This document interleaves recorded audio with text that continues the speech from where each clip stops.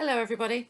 So it's a bit of a sofa session for this vlog, but I was talking to a friend of mine about a recent experience and she said, you really ought to share that. This is a confident leader journey issue through and through. So I have a question for you to start off with. Have you ever looked back at a situation, an event, an interaction with someone and asked yourself, what on earth happened there? Who was that doing that interaction? Why did I behave that way? What on earth happened to me?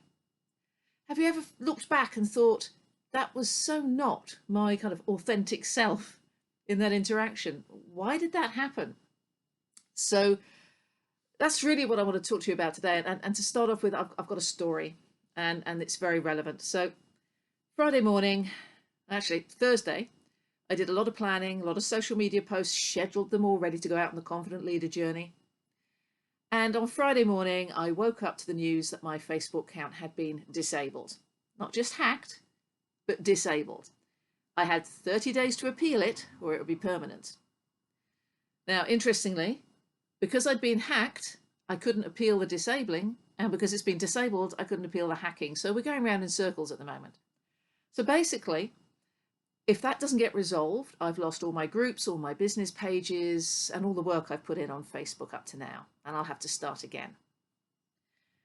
Now, interestingly, I realized very quickly that I actually had 3 people in my brain when this happened.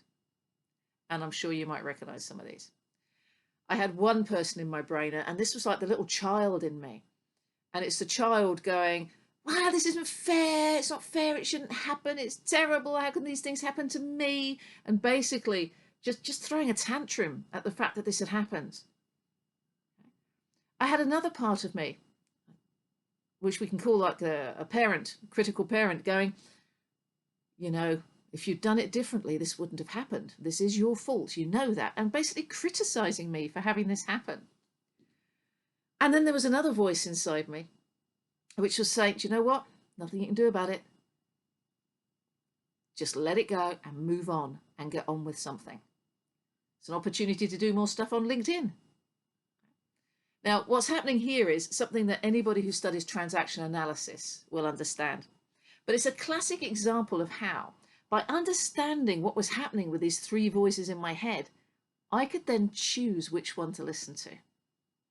And this is what I mean by saying know yourself, own yourself. By knowing that we have 3 different sets of ego states, okay? One of which is the child ego state, comes from our childhood and how we were interacted with then. We have a free play child, which is happy and joyous. And we have the kind of rebellious child who gets upset. Knowing that there's a parent ego state that we learn and develop as we're growing up. So the parent can kick in, either critical parent saying you should have done it differently, or the nurturing parent going, oh, don't worry about it, go and lie down, go and be under the duvet, don't stress. And then in the center, there is the adult, the emotionally detached adult who goes, look, these are the facts. It's not good luck, it's not bad luck. It's just happened, move on. By knowing that about myself, I understood what was happening in my head. I understood these conflicting pulls for how to respond and react to this, and I could then choose the one that I followed. Now, I'm choosing the adult.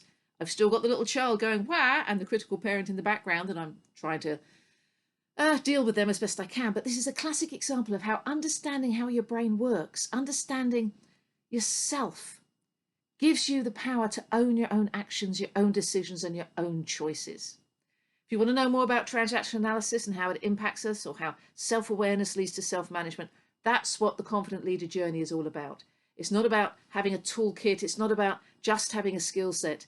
It's about knowing yourself well enough that you can be your authentic self and own your actions. Okay, Kathy Syrett from Confident Leader Journey here. Hope you found that interesting.